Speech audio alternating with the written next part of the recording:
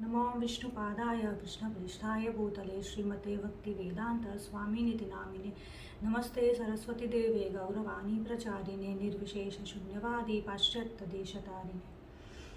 Hare Krishna. Today I will be discussing on the topic 10 subjects of Srimad Bhagavatam. This subject itself is very vast, but I will try and encapsulate that in shortest time possible. This particular topic of 10 subjects has been very clearly discussed in the Canto 10, Canto 2 of chapter 10, which is in the verse it is said, Shri Sukha Uvacha Atra Sarga Visargascha Sthanam Poshanam Utaya Manvantarenu Shanu Katha Nirodha Muktir Ashraya. So I'll just directly go into each topic and discuss on that. The first very topic is Sarga. Sarga basically is the first creation, primary creation done by Lord Vishnu. As we all know that Krishna expanded himself into Balram, then further expanded himself into Chaturvyuha, and then Narayana, then again a second quadruple expansion, and finally into the personality of Mahavishnu, which is the first Purush incarnation. Then Mahavishnu as a personality further expanded himself into Garbhodakshay Vishnu and entered each and every universe from there Lord Brahma was born. Now the next process of this creation is like Mahavishnu glances on the Pradhan, that's a technical term, which is basically unmanifested, undifferentiated material elements. This is basically all the material elements stocked up in one place, that's Pradhan. And when Mahavishnu glances, his glance actually has the Kala Shakti, time, Jiva, and their karmas. So when that Pradhan is impregnated with glance or with the internal potency, the potency of the Lord, that becomes known as Mahat Tattva. So Mahat Tattva, in that Mahat Tattva state, everything becomes differentiated, meaning that now we can recognize each element, what exactly is what, unlike in Pradhan. So the 24 elements manifest itself. These are some 24 elements that we have got. 5 gross material elements, Gyan Indriyas, subtle Gyan Indriyas, mind, intelligence, ego. 3 modes of material nature. So these are the Sarga aspect. So Lord Vishnu in Sarga basically creates the entire structure of universe. And the second topic is Visarga, where Lord Brahma takes over where Lord Vishnu had left off. So here Lord Brahma has has many things to actually do in his subsequent creation. He actually creates the 14 planetary systems. He creates 84 lakh species of life. Also he awards various jivas, various thana, basically different planetary systems and their bodies as per their desires. So that's the work of Visarga, the Lord Brahma. A very concrete or very practical example is like when a landowner wants to create a building, he actually have the architect in place, and you cannot just use that building when it is raw. You need a interior designer to actually build everything so that it is in the proper usage. That's the work of Lord Brahma. Third topic is Sthana. Sthana basically is the maintenance of Lord Vishnu, personality of Godhead. First consideration or first definition of Sthanam or Sthiti is true situation, or Sthanam is realm of Vaikuntha. This means that by Lord's mercy, each jiva is awarded different bodies in 14 planetary systems. Maybe in the higher sthana, in the Brahmaloka, or in the lowest sthana, Patal Loka.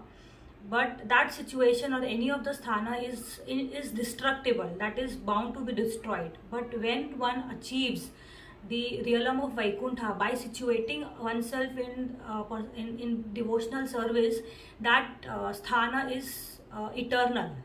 So that's what a jiva has to actually make an effort to actually achieve that particular realm of Vaikuntha. Another consideration of Sthiti or Sthanam is Vaikuntha Vijaya. Vaikuntha Vijaya is victory of Lord Vishnu. This means that only Lord Vishnu can maintain the entire living entities or material, the entire material world. Neither Lord Brahma nor Lord Shiva nor any of the demigods can actually maintain the living entities. So that's the symptoms or glory of Lord Vishnu, who can actually maintain.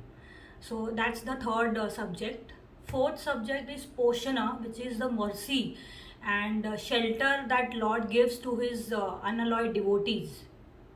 So, like for example, as king maintains the kingdom and his subjects, but nevertheless he gives special attention to his family members. So is the Lord, who actually gives special mercy and protection to those souls who are surrendered to him. And protection from the illusion of Maya is his form of protection. He also gives that particular devotee a strength to remember him and engage in devotional service.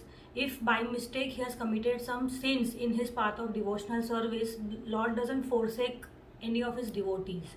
Like we see so many examples in Srimad Bhagavatam, he has actually showed his exclusive mercy to his devotees in the episode of Daksh Prajapati and Dhruva Maharaj. That's the fourth subject of Srimad Bhagavatam. Fifth subject is Uti. Uti is basically impetus for material desires or fruitive activities or desires.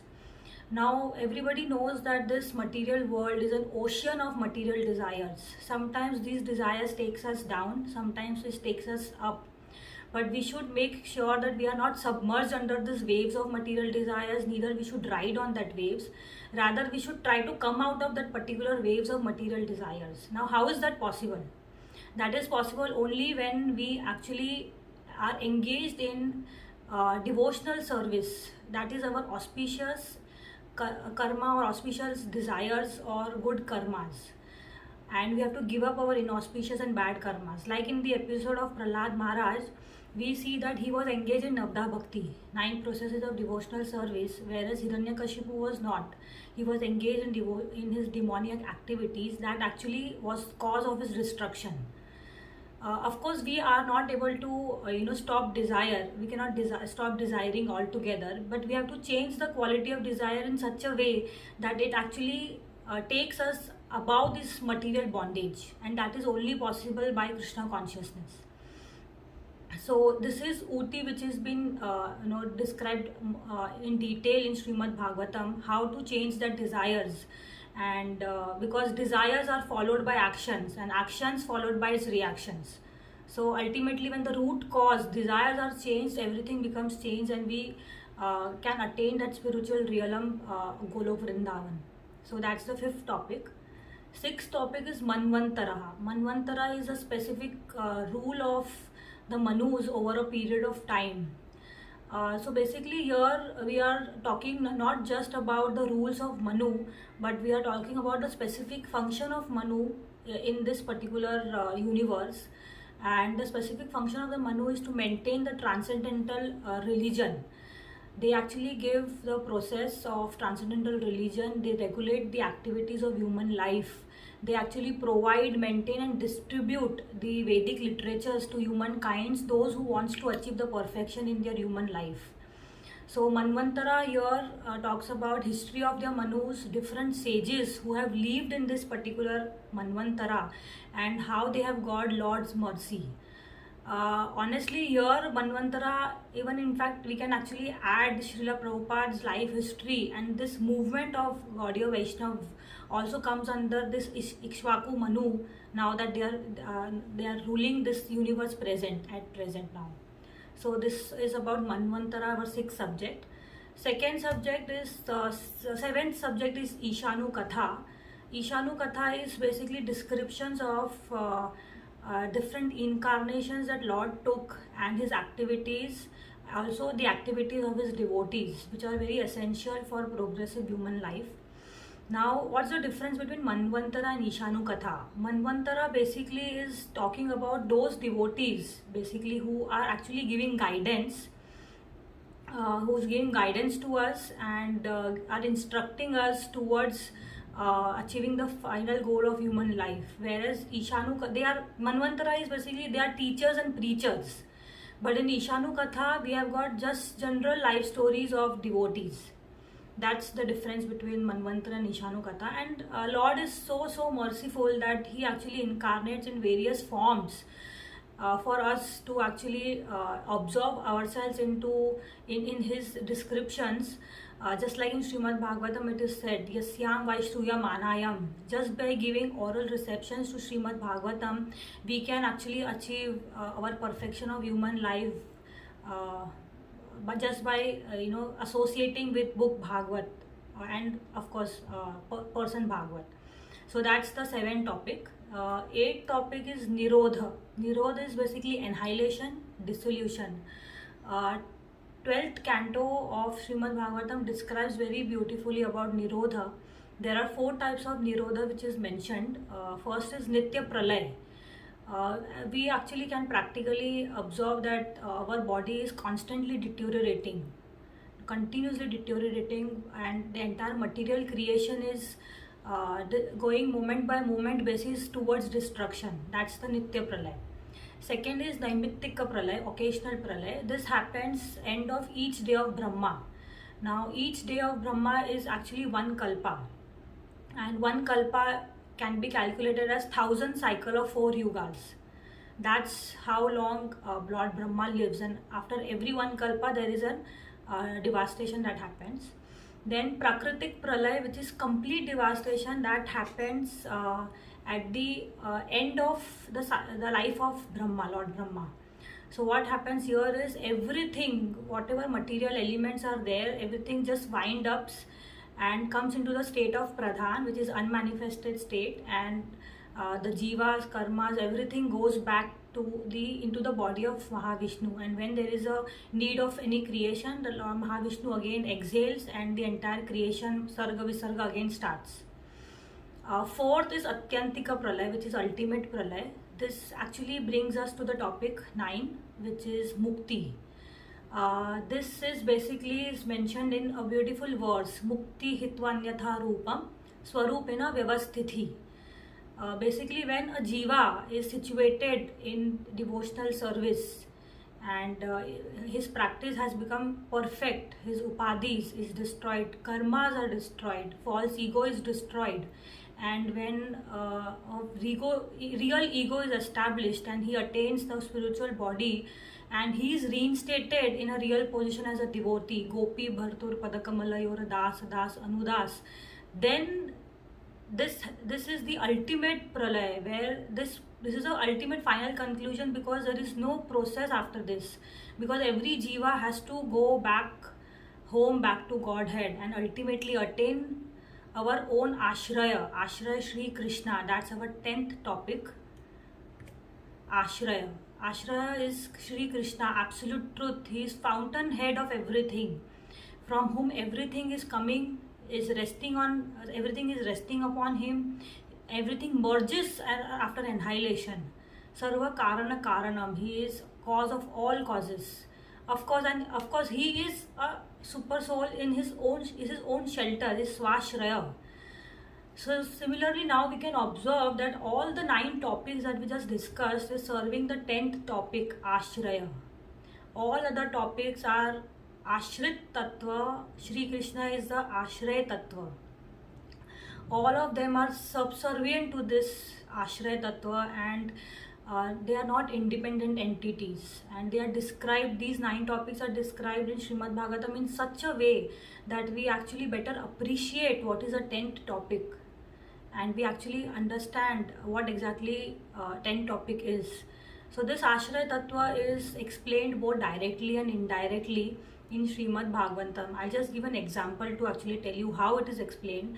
Like in Canto 3, when Kapila Muni was instructing Mother Devahuti regarding the science of Krishna consciousness, he actually gave the entire description of the Lord in detail to meditate on. So that's the direct explanation of Ashraya Tattva, Shri Krishna. Whereas when Maharaj Parikshit was saved in the womb of Uttara from Ashwathama's Brahmastra, Lord saved Maharaj Parikshit. So that's basically an Poshana, his mercy towards his devotees, but it is directly connecting us to the Ashraya Tattva only. So that's how it is connecting to Ashraya. Also, very interesting point is Srimad Bhagavatam is an expansion of first verse of Srimad Bhagavatam. I'll just recite this verse. Janmadasya yathanvayaditarataschateshvabhignaswarat tene brahma hridaya adikavaye muhyanti yat suraya tejo varimridam yatha vinimyo yatra trisargam risa धाम्ना स्वेन सदा निरस्तकुहकं satyam param dhimahi. So if you see the first part of this verse, Janmadasya yathanvaya, this actually describes Sarga, Visarga, Sthana and Nirodha. How? Because if you see the translation, Sri Krishna is the cause of all creation, maintenance and dissolution. That describes this part of this verse. Tene Brahma Hridaya Adi Kavaye. Like Lord imparted the Vedic knowledge unto the heart of Lord Brahma. That actually describes his Poshana Tattva. And the entire creation of pastime creation of the Lord is Ishanu Katha. And Lord Brahma is also one of the sage, so it actually comes in Manvantara. Muyanti Yat Suraya. The Maya is so strong, and the Maya's covering is so strong that even the sages and demigods are not able to understand completely the absolute truth, Ashraya. So there is Uti, which is an impetus for material or fruitive activities or desires. Dhamna Svena Sada Nirasta Kuhakam. So this illusion is negated by Krishna consciousness, and we can achieve our mukti. Mukti here is when we are constituted, we are situated in constitutional position as Das, Anudas, then we have liberated ourselves from these material modes or material world. Satyam Param Dhimahi Ashraya. I meditate upon him, for he is the absolute truth. So this is about this one. Yeah. So this particular picture actually with a pictorial description of 10 topics of Srimad Bhagavatam. So if you see each canto in Srimad Bhagavatam actually touches upon these 10 topics directly or indirectly. So these topics are not discussed in the strict sequence of their cantos. Like for example, in 10th canto, we normally, we have dominance presence of 10th topic, which is Ashraya, Samam Bonam, right? But it also talks about indirectly about Nirodha, where there was an annihilation of unrighteous rulers or kings in the 10th canto. So if you see, Bhagavatam, Srimad Bhagavatam is like double helix structure. Each topic is repeated again and again. Several topics pattern is repeated again and again. So to reinstate the point that we are not the enjoyers, we are not the doers, we are not the controllers, but somehow or the other we have landed up in this material world, and we have got this material body by Lord's mercy for us to enjoy. So he actually creates Sarga, he does Visarga, secondary creation, and he is giving us different planetary systems and different bodies. And even if we commit any sinful activities, through his Poshana aspect, he doesn't forsake us, he is with us always. So ultimately we have to give up that Uti, that material desires, and actually come above that and engage ourselves in devotional service, because Lord gives us inspiration through his different incarnations, Ishanu Katha, and the instructions in different reigns of Manu. So ultimately we should not waste our time for the next creation to happen and annihilation to happen, and then again creation to happen, but try and situate ourselves in mukti, liberation, and attain that Ashraya, Samam Bonam, Sri Krishna, the cause of all causes. Hare Krishna.